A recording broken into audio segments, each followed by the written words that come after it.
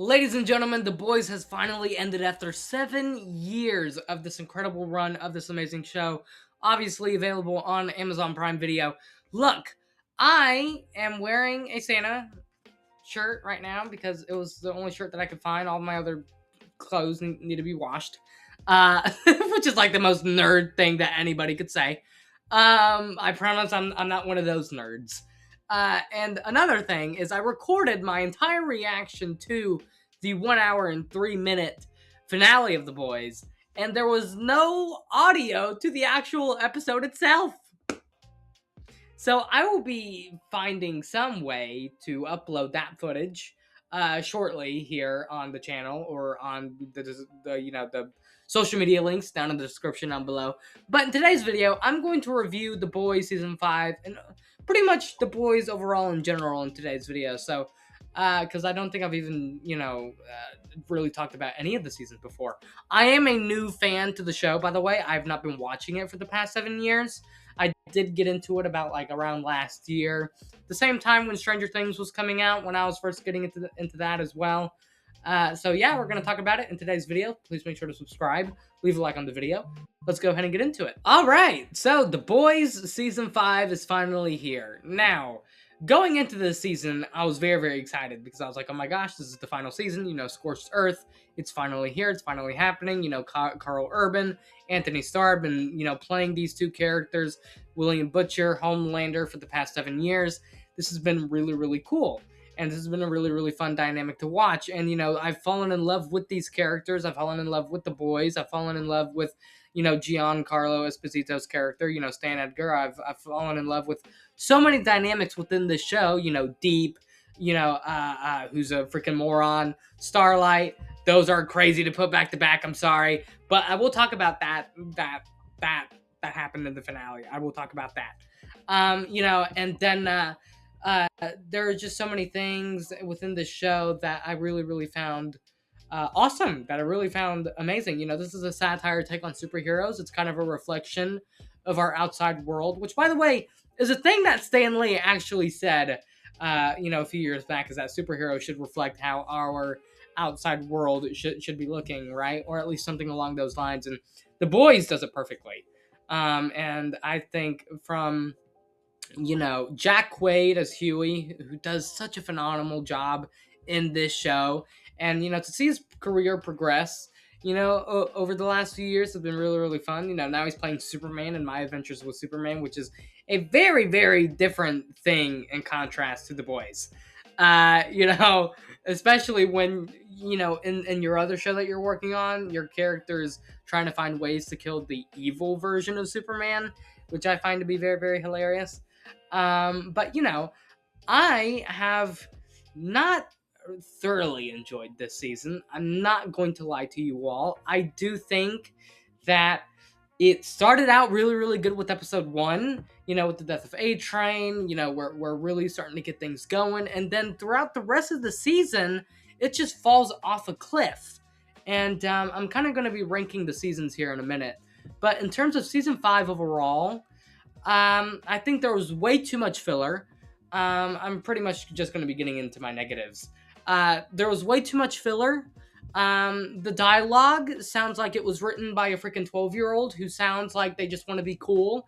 There's just like way too much cussing in this season, which is typical for a boy season. Like, that's not out of the world crazy, but like this one, especially with Kimiko, who I found to be incredibly annoying in this season. Like, I just wanted her to stop talking, like, majority of the episodes that were airing, because I'm like, it just doesn't make any sense as to why, we see her in the last season finally be able to speak, but you just have her talk about porn throughout this entire season, and it just doesn't even make sense to me. So I'm gonna go ahead and get into some of my other negatives. Alright, so look, getting into my other negatives, I think the performances are really, really strong, and everybody did a great job with what they were given. Right, but it's just, again, the writing just wasn't really there for me this season. Like, I don't really know what was going on. Like, the first 3 seasons of The Boys were amazingly written. They were so good back to back to back. The quality remained consistent throughout those first 3 seasons. And then with episode 4, that's when it started to kind of teeter off. right? We did get that amazing Anthony Starr performance in episode 4 of last season, right? Which was amazing. Which then everyone really started to compare, Anthony Starr to Heath Ledger's Joker and etc. And, Anthony Starr really does belong on the Mount Rushmore of comic book villains because he really has done such a fantastic job on being able to kind of feel for Homelander, kind of being able to be angry at Homelander, kind of being able to be in this really weird spot, because the thing is, right, is like in episode 7 of season 5, I believe, right, where he's talking to Chet and the old kind of what was it, the primary school or something along those lines, right? Where he's there and he's talking to Chet, and Chet comes over and he just gives him a pat on the shoulder, and Homelander just lets him go. And it's because he was shown humanity for once. Like, no one was actually scared of him for once. He was actually treated like a normal human being. And that just goes to show, if this character was raised on a farm like Clark Kent was, he could have really become Superman, right? But instead he was raised in a lab and tortured and all these things. And it just goes to show how quickly how quickly the turn that the tables can turn, right? And I think Anthony Starr just does a good job on conveying that, on making this character be sympathetic in a way, and us having sort of the sympathy, empathy for him. And Karl Urban is such a phenomenal actor, and he needs to be given his flowers. I saw this tweet earlier, playing a character who was a protagonist, but also teetering on antagonist, is such a hard thing to do and such a hard thing to convey. But Karl Urban does it like it's nothing, like it's just another day at work for him, which technically it is. But I mean, put any other actor in that role, and I think they have a much harder time of doing it than Karl Urban did. Such a great job. But again, I just wish that it was better written. I just don't get it. Like, that's really my one big negative for this season, is the writing. Why? There are some really, really good scenes in in season 5, and then there are some really, really bad ones. Like, why are we having these two characters sniff butts in episodes, right? In episode 7, I believe it happens, right? Like, how does that in any way, shape, or form contribute to the story? Why are we having an elderly gentleman use his balls as nunchucks? What is that? Okay? I don't get it. It just doesn't really make any sense to me. The show has fallen off a cliff for me, but it's not Game of Thrones bad. It's not Stranger Things level bad, which, by the way, I enjoyed the finale of Stranger Things. Not incredibly, but I did enjoy it to a certain extent, right? And I think the one thing that The Boys season 5 does well is actually landing the plane. I think the finale is actually really, really good. I think I'll give it like an 8.5 out of 10. I'll get to the main score overall for the season fairly soon. But in terms of the writing, it just wasn't there, guys. It just wasn't there. And I really hope for Vought Rising, they kind of bring that sort of energy back, and they sort of redeem themselves with Vought Rising and really make it worth it, because that's another thing. This season was just an entire ad for Vought Rising, which is the prequel to The Boys, pretty much. Which, by the way, is the exact opposite of what The Boys universe is supposed to be. This whole thing is supposed to be a satire take on superheroes, cinematic universes, and etc. But Amazon Prime has just gone to, this show has gone to extraordinary levels, right? And now they're like, you know what? How about we just make spin-offs now, But, like, at the same time, I'm like, but that's what the show is kind of protesting the entire time, That's kind of what the show has been making fun of the entire time. So why are we doing that? Like, The Boys universe should be ending with The Boys. There are no spin-offs that need to be had. Right? No. There's just no spin-offs that need to be had. Now I'm gonna get into my not performances, my I'm forgetting the word here. My positives. There we go. Oh my goodness. I'm gonna get into my positives now. My gosh, I'm a little sick right now, so my head's all over the place.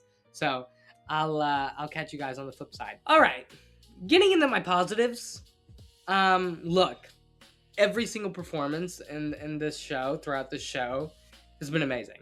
Like, everybody does such a good job. I'm not going to be able to remember everyone's names. Jack Quaid, Carl Urban, Anthony Starr. I mean, it's just so good. The cast does such a great job on really, making sure that they're doing well with these characters. And look, if we're putting season 5 aside, the writing for the show throughout the first 4 seasons is actually pretty consistent, and which I really enjoy. It's just season 5 where it really falls off a cliff. I don't really know what we're doing. Jensen Ackles with Soldier Boy, such a good performance from him in this season, and such a good performance from him overall in the show. Look, I just think everything that we were doing throughout the first 3 seasons, and setting up Homelander as this really big bag was great. And I think, in the finale, they really paid off really well. I think the cinematography looks really good within the first 4 seasons. In season 5, it kind of fell off, a little bit. In the first episode, it was really good. And then, throughout episodes 2 through 8, it just, again, fell off a cliff. I just don't know what happened. I don't know what happened to one of my favorite shows. I don't know what happened. It just seems very weird. So the cinematography, what was there, at least throughout a few parts of season 5. I think everything that they did with A-Train was really good, and the way that they sort of wrap up his story, and episode 1 is phenomenal. And the things that they do with that character are awesome. I would love to see a spinoff with him. I'd love to see a spinoff with him. Yeah, I think an A-Train spinoff would be really cool. But, obviously he's dead now, so I don't really know how we're going to do that. Unless we're going to go back in time to when he was a real asshole. But, I think everything that... The one storyline that remained consistent in this season was the Deep storyline, right? And everything that they did with Deep and Noir, okay? That was the most consistent throughout this season, which I found to be very intriguing, and also very stupid, but very intriguing. And, I mean, oh my gosh. The way that, I'm forgetting the actor's name off the top of my head. I'll put it right here on screen. But he performs being a loser so well. And, he is genuinely just a moron. And he plays a moron so well. And his arc this entire season is basically being a loser. And, it gets to the point where the finals, in the final episode, he literally gets killed by fish. Which he is supposed to be the Lord of the Seven Seas, which he is now not. So it is crazy. There are going to be spoilers in this, by the way, just forewarning you. I probably should have put a spoiler warning in the beginning of this video. But, look, throughout this entire show, I think the one thing that has made really consistent is the brutality and the action. That is a really big positive for me this season, right? I think with every big death, it's just gotten more progressively unhinged. O-Father's death is crazy. And is it David Diggs? It's from Hamilton. Okay, I'm really having a rough day today.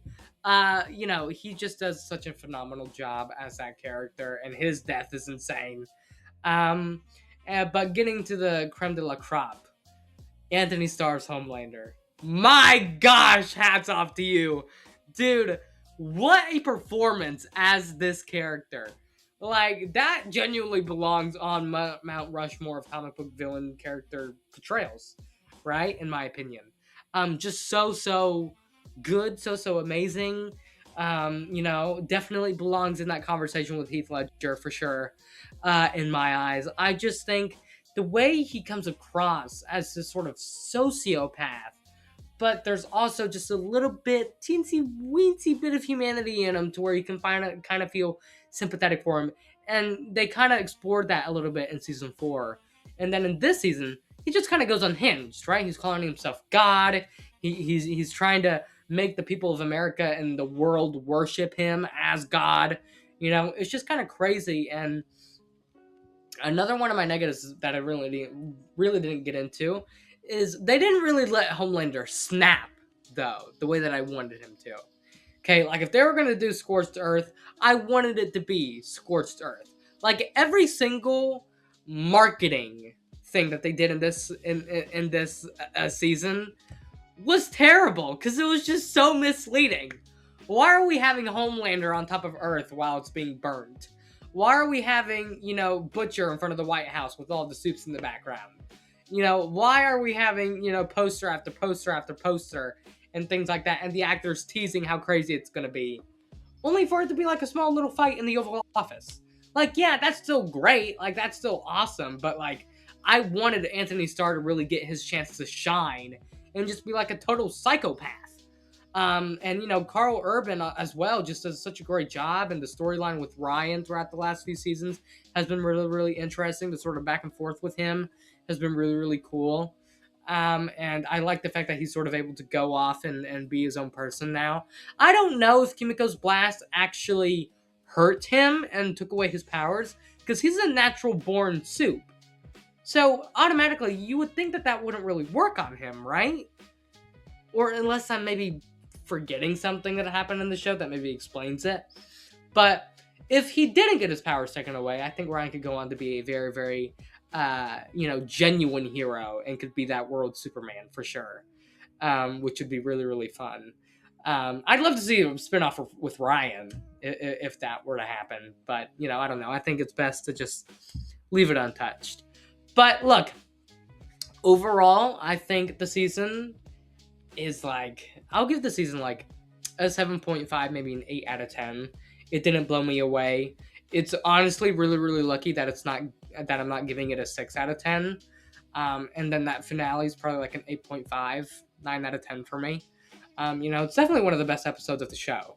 And everything that they sort of do within that finale and the way that they sort of wrap certain storylines is great. I'm really, really excited for Vault Rising, even though I don't think it necessarily needs to be a thing. I'm excited to see more of Jensen Ackles as Soldier Boy, the fact that Starlight and Huey have a kid on the way named Robin, which is a little weird naming it after your ex, but I can kind of see what they're trying to do. It was a really unfortunate thing that happened to her. And Starlight can obviously, because she's a decent human being, can actually acknowledge that. So I could kind of see as to how she would be okay with it. I just think this show has been awesome, and it's been really, really great, and it's been a fun ride watching it with you all. And I'm gonna give it overall like a 7.5, 8 out of 10. Let me know what you guys think. Overall, I'll probably give the show like a 9 out of 10, 10 out of 10. I really, really enjoyed it. And I've been Joshua Arce, Joshua Reviews, me some more. Take care and peace.